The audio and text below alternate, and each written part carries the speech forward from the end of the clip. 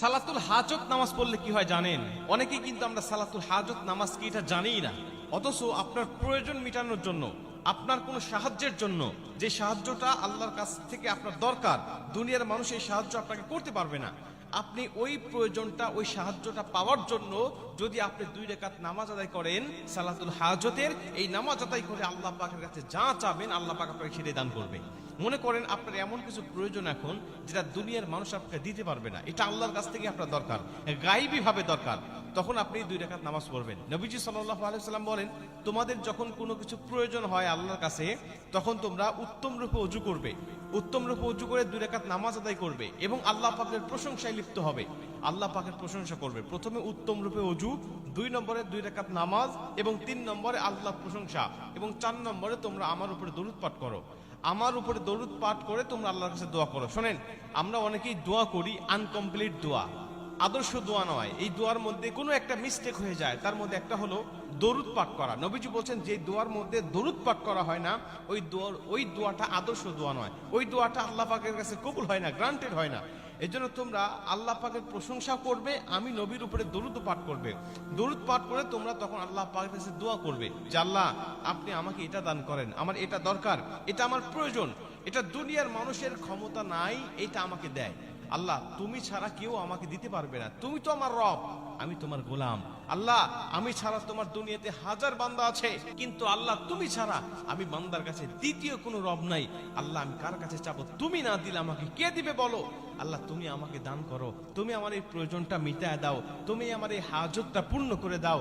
আল্লাহ আমার এটার দরকার, আল্লাহ আমার সেটার দরকার। আপনি জায়েজ কিছু যদি আল্লাহর কাছ থেকে চাইতে পারেন, আল্লাহ পাক তখন আপনাকে দান করবে। কিন্তু আমাদের অনেক কিছু প্রয়োজন হয়, কিন্তু আমরা আল্লাহর কাছে সালাতুল হাজত নামাজ পড়ি না।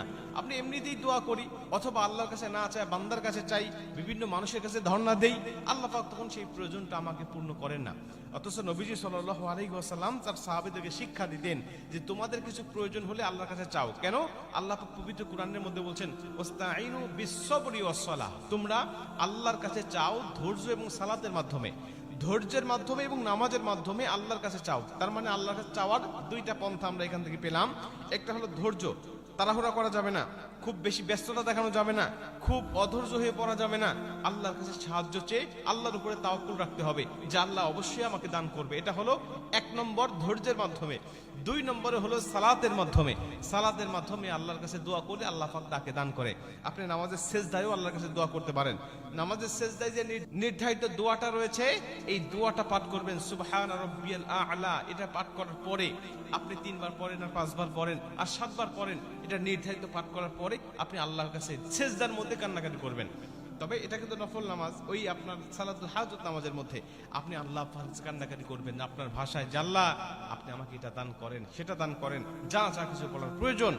এবং কোনো কিছু সিদ্ধান্তহীনতায় যদি আপনি ভোগেন যে আপনি অমুক কাজ করতে যাচ্ছেন কিন্তু সিদ্ধান্ত নিতে পারতেছেন না, দুনিয়ার কোনো মানুষের কাছেও আপনি সিদ্ধান্ত চাইতে পারতেছেন না, বা চাইলে সে আপনাকে ভুলভাল সিদ্ধান্ত দিয়ে দিতে পারে, এমন আশঙ্কা যদি আপনার হয়, তাহলেও আপনি 2 রাকাত নামাজ আদায় করে আল্লাহর কাছে আপনি সাহায্য চাইতে পারেন যে আল্লাহ আপনি আমাকে সাহায্য করেন বা সঠিক সিদ্ধান্ত আমাকে দান করেন। আল্লাহ পাক অবশ্যই আপনাকে সঠিক সিদ্ধান্ত দান করবে।